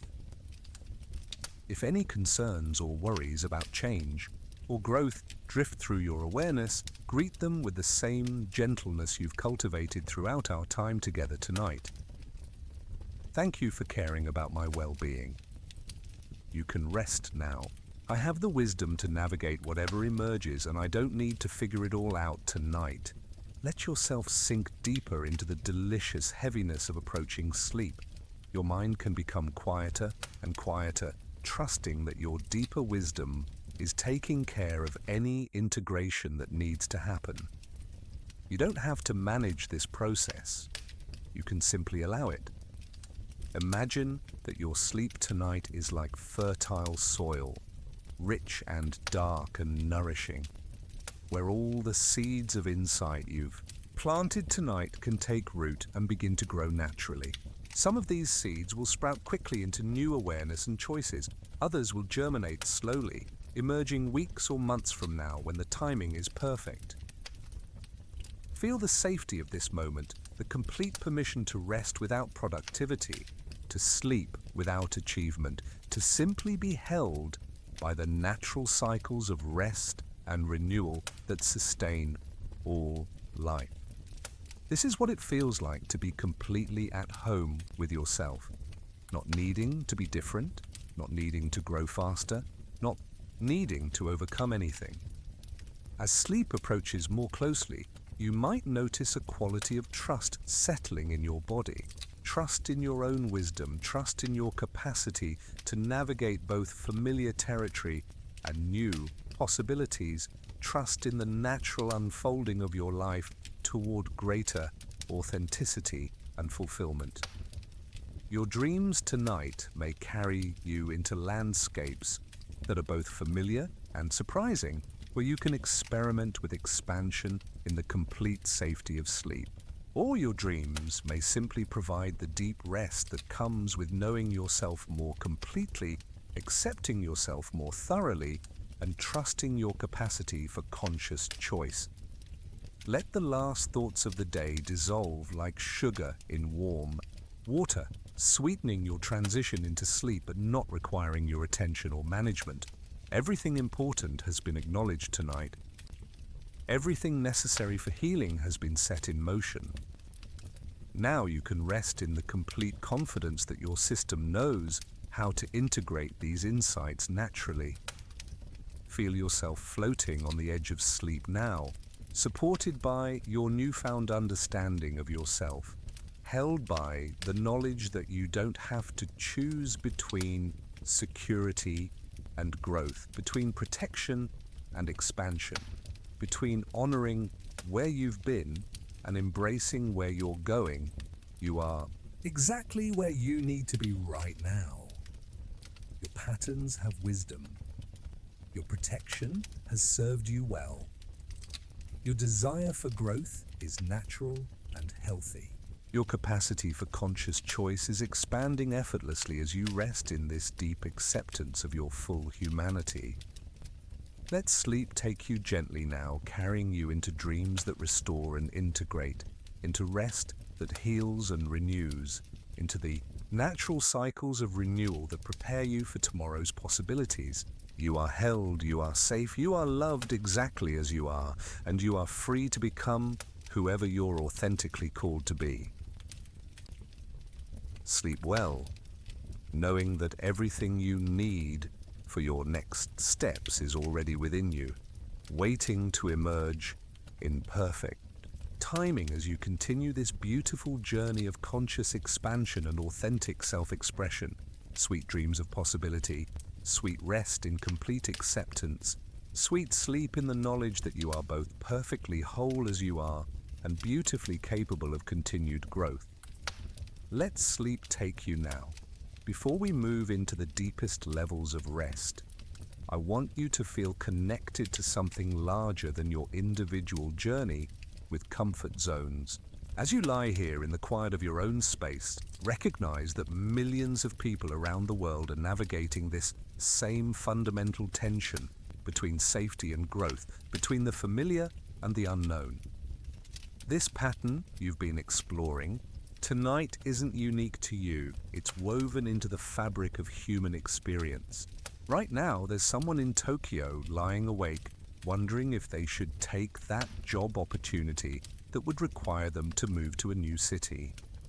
There's someone in Sao Paulo considering whether to have the difficult conversation that could deepen their most important relationship. There's someone in London debating whether to enroll in the class that would stretch their mind in ways they've been longing for, but haven't quite had the courage to pursue. Your attachment to comfort zones connects you to every human being who has ever stood at the threshold between the known and the unknown. It links you to your ancestors who made the courageous choices to leave familiar territories in search of better opportunities for their families. It connects you to the children who will come after you, who will face their own moments of choosing between safety and growth. This universal human experience means that your healing journey tonight isn't just personal, it's collective. Every time you develop a more conscious relationship with your protective patterns, you're contributing to the collective wisdom about how to navigate expansion with integrity and care. Your courage to examine these patterns creates ripples that make it easier for others to do the same. Feel yourself held by this vast community of seekers, all of us learning how to honor our need for security while embracing our potential for growth. You're not alone in your struggles with these patterns, and you're not alone in your desire to evolve beyond what feels safe and familiar. Think about the people in your life who have inspired you by their willingness to grow and change. The friend who went back to school at 40, the colleague who switched careers to follow their passion, the family member who learned to set boundaries even when it was uncomfortable.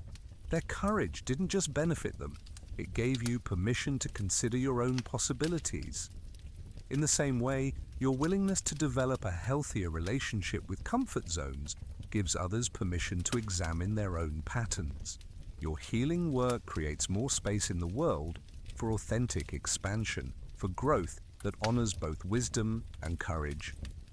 As you rest here, you might send appreciation to all the people who have modeled conscious growth for you. And you might also send encouragement to all the people who are currently facing their own comfort zone challenges. We're all in this together, learning how to live lives that are both safe and fully alive. This connection to the universal human experience can become a resource for you as you continue this journey. When you encounter resistance to growth, remember that you're not the first person to feel this way, and you won't be the last. When you take steps outside your comfort zone, know that you're following in the footsteps of countless others who have chosen courage over convenience. Your story matters, your growth matters, your healing matters. Not just for you, but for all of us. Every time someone learns to dance more gracefully with the tension between safety and expansion, it makes that dance a little easier for everyone else. As your body settles even more deeply into rest, let these affirmations sink into your unconscious mind like gentle rain nourishing fertile soil. You don't need to repeat them or remember them. Just let them wash over you as you drift towards sleep. I am safe to grow at my own pace. My expansion doesn't have to be dramatic or sudden to be meaningful. Small conscious choices accumulate into significant life changes over time. I trust my own timing and wisdom about when to stretch and when to rest. My comfort zones have served me well, and I honor their protective function. I don't need to eliminate my need for security to embrace growth. I can appreciate both my desire for familiarity and my longing for expansion as natural parts of being human. I am not broken for seeking safety. My protective patterns have intelligence and care embedded in them. As I develop a more conscious relationship with these patterns, they become allies in my growth rather than obstacles to overcome. The part of me that seeks familiar territory is like a devoted guardian who has been working tirelessly to keep me safe. I appreciate this guardian and want to work with it collaboratively rather than trying to override its wisdom. I have the capacity to handle uncertainty and challenge. My resources and resilience have grown significantly over the years, even when I don't always recognize this growth. I can update my protective systems with current information about my capabilities and support networks. Growing into my potential doesn't mean losing who I am. It means discovering more of who I am. My essential self is resilient and consistent, capable of remaining recognizably me through all kinds of expansion and change. The people who are meant to be in my life for the long term will celebrate my growth rather than feeling threatened by it. Healthy relationships can stretch to accommodate change in both directions. My expansion often gives others permission to grow as well. I don't have to choose between having security and embracing possibility. I can honor both my need for stability and my desire for growth. These aren't opposing forces but complementary aspects of a life well lived. The responsibility that comes with expansion is not a burden imposed from outside, but a natural expression of my values and care. As my capabilities grow, so does my wisdom about how to use them sustainably and joyfully. I can trust my body's wisdom about when to stretch and when to rest. My nervous system provides valuable information about timing, support needs, and the difference between growth edges and genuine misalignment. Each day offers opportunities to practice working consciously with my comfort zone patterns. These don't have to be dramatic gestures. Small choices made from awareness rather than habit create lasting change. I am worthy of a life that feels both safe and fully alive. I deserve to experience both the security that comes from mastery and the excitement that comes from conscious expansion. These experiences can coexist beautifully in a life lived with intention and care. My dreams and aspirations matter. The parts of my potential that I haven't fully explored aren't threats to my identity but invitations to wholeness. I can approach these unexplored territories with curiosity and respect for my own pace. I have everything I need within me right now to take the next conscious step in my growth. The wisdom, the courage, the capacity for discernment. It's all already present, waiting to be accessed through loving awareness. I am both perfectly complete as I am and beautifully capable of continued evolution. This isn't a contradiction, but the natural state of being a conscious, growing human being. As I sleep tonight, these truths are integrating into my cellular memory, becoming part of how I naturally navigate the world.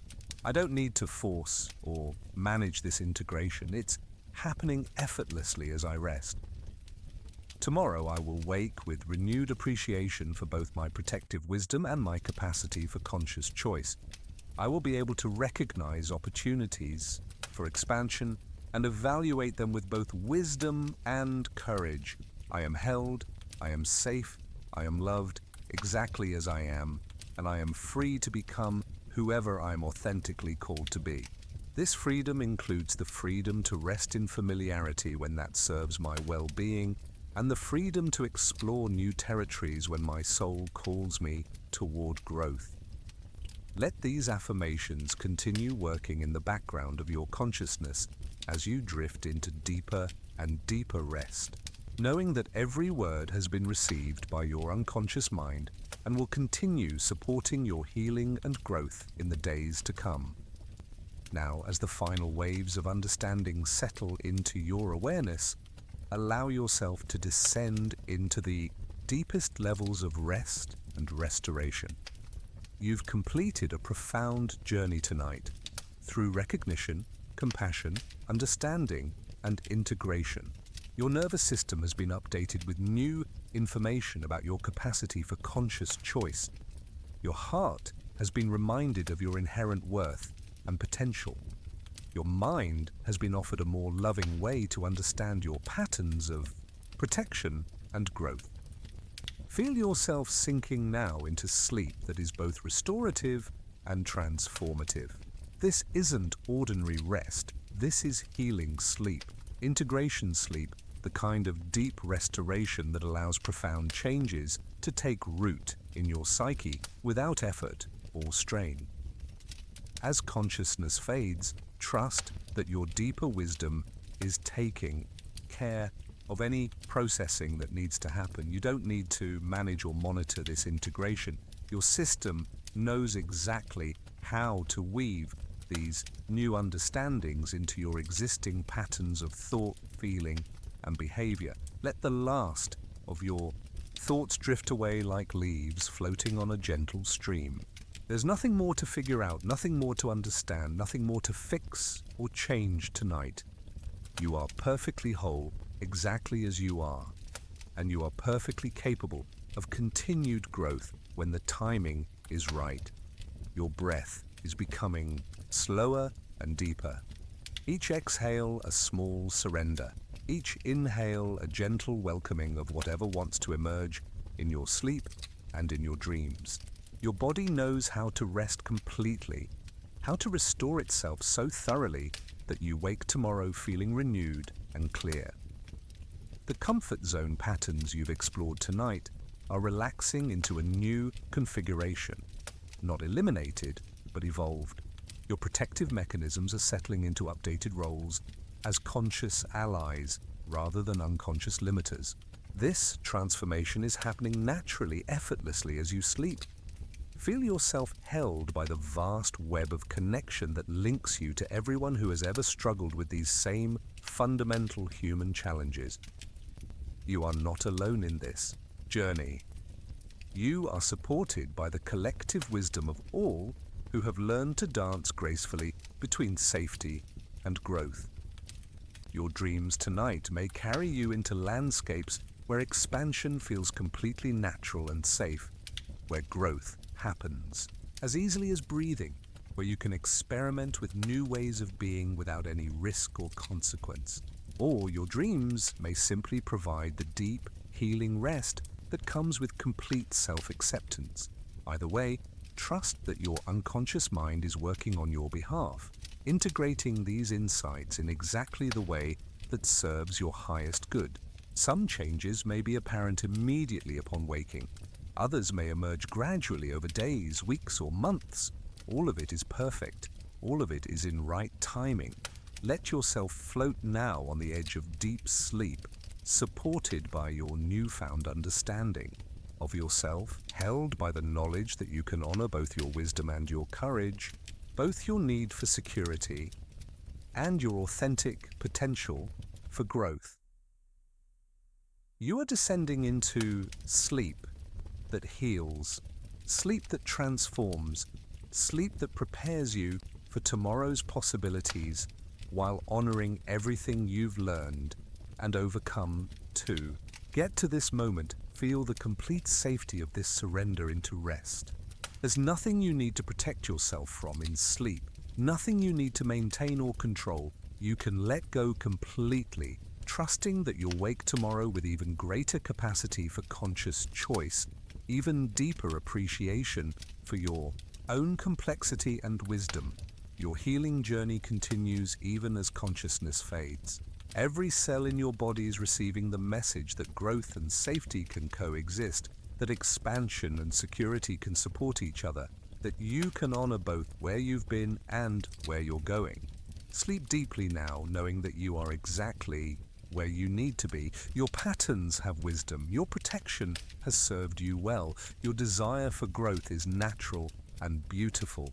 Your capacity for conscious choice is expanding even as you rest. Let sleep take you completely now, into dreams that restore and renew, into rest that heals and integrates, into the natural cycles of renewal that prepare you for whatever authentic expansion wants to emerge in your life. You are whole, you are loved, you are safe, and you are free. Sleep well in this complete acceptance, this total permission to be exactly who you are while remaining open to whoever you're becoming. Sweet dreams of possibility, sweet rest in perfect acceptance, sweet sleep in the knowledge that tomorrow offers fresh opportunities for conscious choice and authentic expression. Let the healing power of sleep carry you now into the deepest restoration, the most complete integration, the most perfect rest. Sleep now, deeply, peacefully, completely.